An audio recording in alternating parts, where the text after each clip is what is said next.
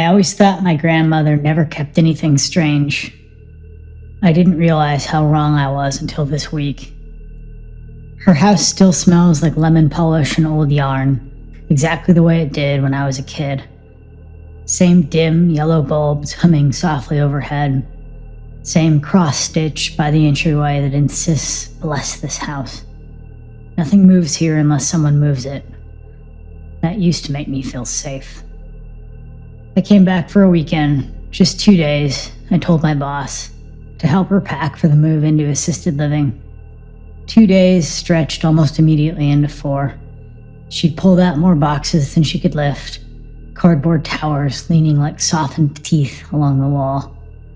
She mostly sits at the kitchen table now, folding and refolding the same stack of grocery bags, humming that slow, wandering tune I've known my whole life. Usually she's sweet, confused, but warm. But sometimes, when she thinks I'm not looking, she watches me with this small, evaluating expression, like I'm rearranging something she spent years arranging precisely. I started with the easy stuff: holiday decor, cookbooks, tablecloths, normal things, mundane things. At the bottom of a Christmas bin, my fingers brushed velvet, a soft red drawstring bag that definitely didn't belong with tangled lights. I wish I'd never opened that bag, but curiosity gets the better of us. Inside were 3 tiny bones, pale and perfectly clean, arranged so deliberately they seemed held in place by memory. I called out, half laughing, asking if they were some old toy or if she'd kept a treat for a pet we never had. Her humming stopped. "Careful with those," she said without turning. Her voice didn't match the tone. It was the way you warn somebody about a knife. I told myself it was nothing. Something from my mother's childhood, maybe. Something explainable.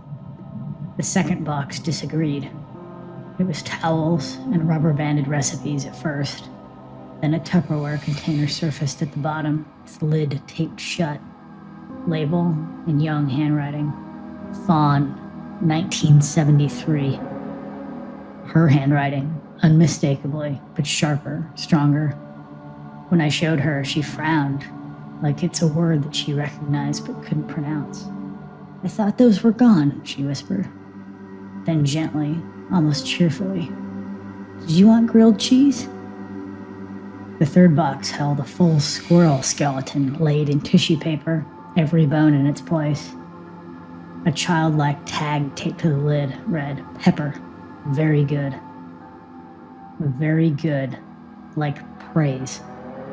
Grandma stood in the doorway, fingers curled in her cardigan sleeves.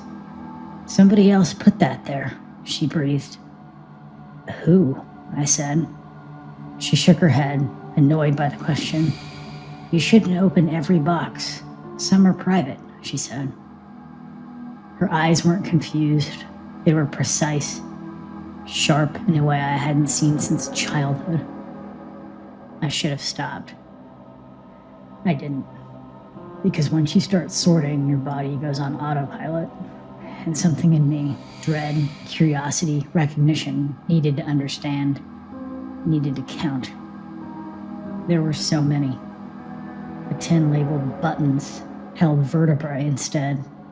The jar marked crafts, clattered with drilled bones like beads. A shoebox called office stuff held dozens of tiny zip bags, each with a single bone labeled with dates, spanning decades. All of the bone containers were dustless.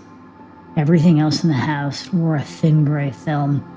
These had been opened recently, touched, maintained. One bag made my blood run cold. A neatly wrapped set of small non-human bones with my childhood nickname written across the tape. Not my official name, the private name she used when tucking me in or brushing my hair after baths. I felt the floor tilt under me. "Grandma?" I managed. She appeared in the doorway again, eyes widening, then softening. Something like nostalgia flickered through the air, then something like fear. I don't recognize that, she whispered. Do you? The bones shifted softly in the bag. No, I said, but a part of me wasn't certain. She nodded. They must have been keeping track. Who? I asked. But she was already humming again, folding bags as if the question had slid off her like water. After that, nothing in my memory felt solid. I tried recalling every summer I'd spent there, every scraped knee she'd bandaged, every time she'd cupped my chin and said, "Hold still, sweetheart. It has to sting to get clean." But I couldn't recall her buying or burying a single pet, or ever mentioning bones. In the sewing room, I found a sheet of yellow legal paper titled Completed Sets. Half of the entries were written in her old looping hand. The other half, still signed with her name, were written in a narrow, rigid style. Same ink, same pen pressure, same curves, slightly wrong. When I showed her, she tapped the unfamiliar half. That's not my writing. It looks like yours, I said softly. She stiffened. Not anymore. Night pressed into the house slowly. Rooms dimmed one by one until only the kitchen stayed lit. I made us grilled cheese because she'd asked again. Routine steadied my shaking hands. We ate in silence. She hummed faintly between bites. I watched her hands, the knotted knuckles, the thin skin, the little scar from the can of peaches all those years ago. Hands that had helped me tie my shoes and now, apparently, had cataloged lifetimes of bone sets. After dinner, I brought a different bag to the table, one simply labeled Practice. Grandma, I said quietly, why did you keep these? Her entire posture sharpened, like something pulled her upward from the inside. Her spine straightened, her breath steadied, her eyes cleared in one swift, alarming motion. She looked at me with full lucidity now, like she had decades ago, explaining something important. Smiling, she said, "They're practice, honey." She nudged the bag with a careful finger, aligning its edges with the placemat. Her smile faded. You don't start with the ones you love. My chest squeezed tight. The house hummed low, constant, like it held its breath with me. Then she scowled, an angry scowl. Her voice was the coldest and most direct I'd heard in decades. Yours will fit together so beautifully. The clarity drained from her like a light switched off. Her shoulders sagged, her gaze clouded. She blinked around, lost, like a light switch. Did we eat yet? She asked. I told her yes, or I think I did. My voice felt far away. I haven't slept since. The bone sets are stacked in the living room like a catalog of something I don't want to understand. I keep them where I can see them. If I can see them, they can't change. That's what I tell myself. But sometimes the stacks look different. A bag that was on the left ends up in the middle. A lid I know I closed sits slightly ajar. Once I found a tag I didn't remember reading before, dated the year I turned 9. Yesterday I heard the faint, unmistakable rip of tape being pulled from a roll. When I searched the house, Grandma was napping in her recliner, hands folded neatly over her stomach, humming in her sleep.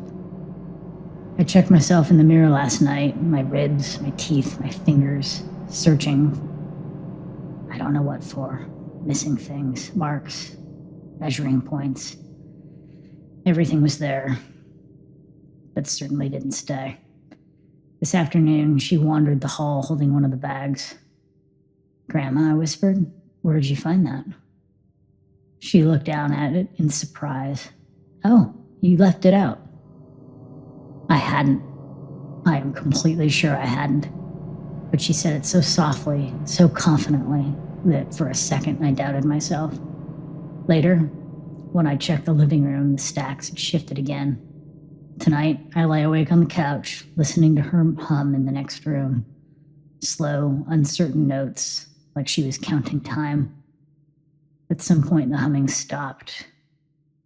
Then, from the hallway, her voice, soft, almost delighted. I think I finally understand how they go together. I couldn't move. I couldn't breathe. The house creaked like it was answering her. I used to think she never kept anything strange, that her house held only safe, ordinary things, happy memories. But she never threw anything away. Not really, not ever. Now I think she kept everything. And somewhere in this house, maybe in a box I haven't opened yet, maybe in one that keeps moving when I'm not looking, there's probably a label already written with my name on it. Maybe it's been here all along. Maybe I just wasn't ready to see it.